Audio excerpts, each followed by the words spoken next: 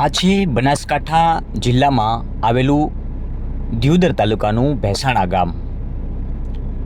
ભેંસાણા ગામની ગૌશાળા એટલે સંત શ્રી સદારામ જીવદયા ટ્રસ્ટ.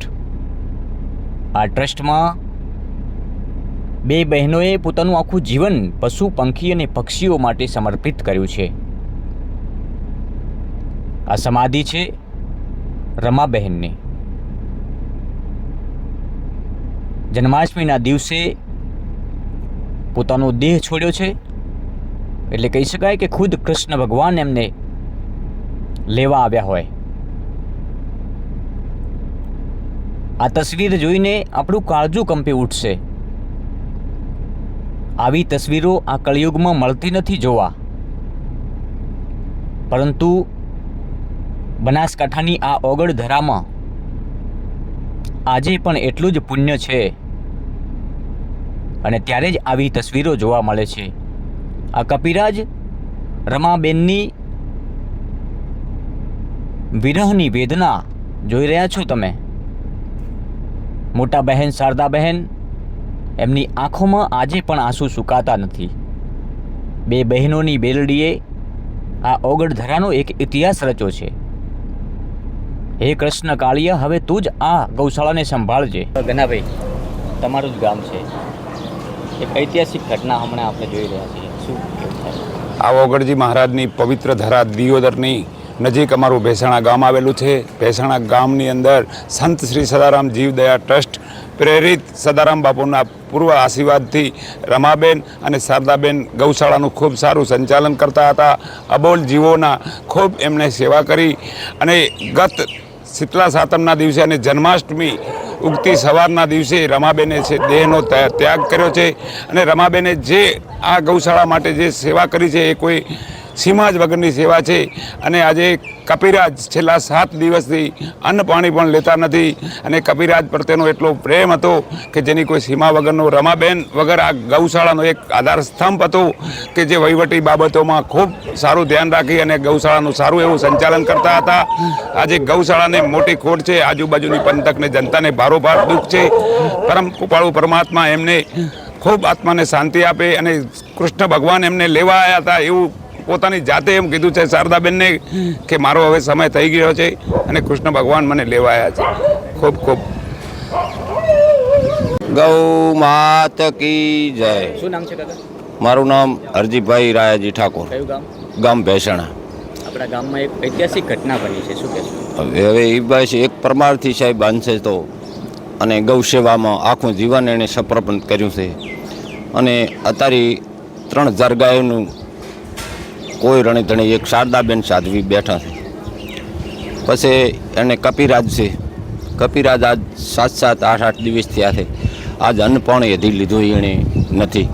પોપટ છે, પ્રાણી પંખીઓ બધાએ ખૂબ રુદન કરે છે અને અમન પણ ખૂબ આઘાત લાગ્યો છે. અમારી એક ગૌશાળાનો મોભ ભાજી ગયો છે સાહેબ. એટલા માટે અમે હાથ જોડીને વિનંતી બધાને કરે છે કે બધા સાથ સહકાર રાખજો અને ખૂબ પ્રેમ રાખજો. એક આ પરમાર્થી અંશ હતો ને પરમાર્થી અંશ ઉડી ગયો. કૃષ્ણ ભગવાન આપોઆપ પોતાને સમાવેશ પોતાના ધામમાં કર્યો છે. બોલો ગૌ માત કી જય. નાનકડી શરૂઆત કરી અને ગૌશાળાને એક મોટું વટવૃક્ષ બનાવ્યું છે. કહી શકાય કે આ ગૌશાળા એટલે સદારામ જીવદયા ટ્રસ્ટ એક ઓગળ ધરાનો ઇતિહાસ છે. બે બહેનોની બેલડીએ કહી શકાય કે આ વિસ્તારમાં એક ઇતિહાસ સ્થાપિત કર્યો છે અને આ ઇતિહાસને લોકો વર્ષો સુધી નહીં ભૂલી શકે. બે બહેનો એટલે મોટા શારદાબહેન અને નાના રમાબહેન જન્માષ્ટમીના દિવસે પોતાનો દેહ છોડ્યો છે. કહેવાય છે કે ખુદ ભગવાન શ્રી કૃષ્ણ એમને લેવા આવ્યા હતા.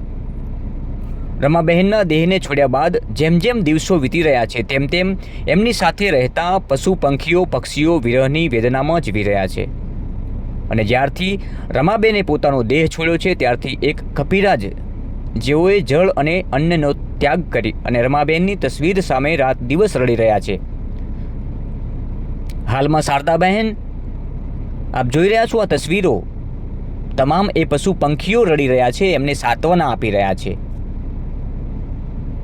કહી શકાય કે આ તસવીરો એવો સંકેત આપે છે કે આ પ્રાણીઓને રમાબેને કેટલો પ્રેમ કર્યો હશે. અત્યારે આવા કપરા સમયમાં ઘોર કળયુગમાં માણસ પોતાની માણસાઈ ભૂલી જાય છે, પરંતુ અહીં તો આ પ્રાણી અને પશુ તેમજ પક્ષીઓને રમાબેને એટલો તો પ્રેમ કર્યો છે કે રમાબેનના દેહ છોડ્યાને 7-7 દિવસ વીતી ગયા, પરંતુ આ વિરહ નથી ભૂલાતું, આ વેદના નથી ભૂલાતી, આંસુ નથી સુકાતા. આ પ્રાણીઓ ચોધારા આંસુ રડી રહ્યા છે. 2500 જેટલી ગાયો છે આ ગૌશાળામાં. એમનો નિભાવ કરવાનો છે, જવાબદારી આવી છે શારદાબહેન ઉપર. અને બનાસકાંઠાના આ ઓગળધરાના ઇતિહાસમાં એક અમર કથા લખાઈ જશે આ બે બહેનોની. એવી તો દાસ્તાન છે જીવનની કે આખું જીવન પોતાનું પશુ પંખીઓ અને પક્ષીઓ માટે સમર્પિત કર્યું છે. આ એક ઇતિહાસ છે. જીવદયા ટ્રસ્ટમાં પશુ પંખીઓની ચિચિયારીઓ બંધ થઈ ગઈ છે. વિચાર કરો, સમજી શકાય છે એટલે કેટલી મોટી રમાબેનની ખોટ પડી હશે. આ ઇતિહાસ કાયમ માટે અમર રહેશે. બંને બહેનોની જોડી તૂટ્યા પછી શારદાબહેન હતાશ થયા છે. એમની આંખોમાં આંસુ સુકાતા નથી. તો હવે આપણી પણ ફરજ બને છે, આપણી જવાબદારી બને છે કે આપણા વિસ્તારની આ ઓગળધરાની ઐતિહાસિક ગૌશાળાને આગળ કઈ રીતે વધારવી જોઈએ, એમાં રહેતી 2500થી વધુ ગાયોને કઈ રીતે સાચવવી. આ જવાબદારી આપણા વિસ્તારના લોકોની પણ આવે છે અને સરકારશ્રીની પણ આવશે. આગામી સમયમાં સતત ભક્તિમય માહોલ, સંતવાણી માહોલમાં જીવતા આ પશુ પંખી અને પ્રાણીઓ છેલ્લા કેટલાય વર્ષોથી અદ્ભુત પ્રેમ આપી રહી હતી આ બંને બહેનો. આ બંને બહેનો આ વિસ્તારની ધર્મની ધજા કાયમ માટે ફરકતી રહે તેના માટેના રમાબહેન અને શારદાબહેને કાયમ પ્રયાસ કર્યા છે. જીવનમાં ઘણો જ પરિશ્રમ કરીને આ સદારામ જીવ દયા ટ્રસ્ટને એક મોટું વટવૃક્ષ બનાવ્યું છે. એટલે કહી શકાય કે રમાબહેનની ચીર વિદાયને ઓગળધરાની પ્રજા ક્યારેય નહીં ભૂલી શકે. અને હવે જ્યારે શારદાબેન અહીંયા છે ત્યારે આ વિસ્તારના લોકોની ફરજ આવે છે, ગૌ રક્ષકોની, ગૌ ભક્તોની, ઓગળધરાની ફરજ આવે છે કે આ ફરજ નિભાવી અને આ જે વટવૃક્ષ બનાવેલી આ ગૌશાળા સદારામ જીવ દયા ટ્રસ્ટ, જેમાં હજારો જીવ છે અને આ જીવની ચિંતા સતત આ બંને બહેનોએ કરી છે. આખું જીવન પોતાનું સમર્પિત કરી દીધું છે ગૌ માતા માટે. બનાસકાંઠાના દિયોદર તાલુકાના ભેંસાણા ગામની આ સત્ય ઘટના છે અને સત્ય કથા છે. શું નામ કાકા? મારું નામ બાબુભાઈ. બાબુભાઈ, ગામ કયું? ગામ ભેહાણા. આ જ ગામના છે? આ જ ગામના. આપણા ગામમાં એક ઇતિહાસ લખાયો છે. આપણા ગામમાં રામ રમીલાબેન મહાન શક્તિશાળી હતા. એટલે આ એક એમના સંસ્કાર કોઈ લઈ શક્યું નથી, એમને પરખી ના શકે. એક મહાન પાર્વતીનો અવતાર પોતે સાચો હતો અને એમને જે એમના શરણામાં જાય એમને એમનું મન કાયરતા હતું તો એમને મન મજબૂત બનાવીને હેડતા કરતા હતા. પશુ પંખીને પણ માણસ એમને શરણે આવ્યો છે તેને ઉપદેશ પણ સારો આપો છે. તે માટે પછી આ અંજની માતાને એટલો પોતાના ગુણ હતા અંતરના, એ અંજની માતાના અંદર પ્રવેશ પણ કર્યા છે.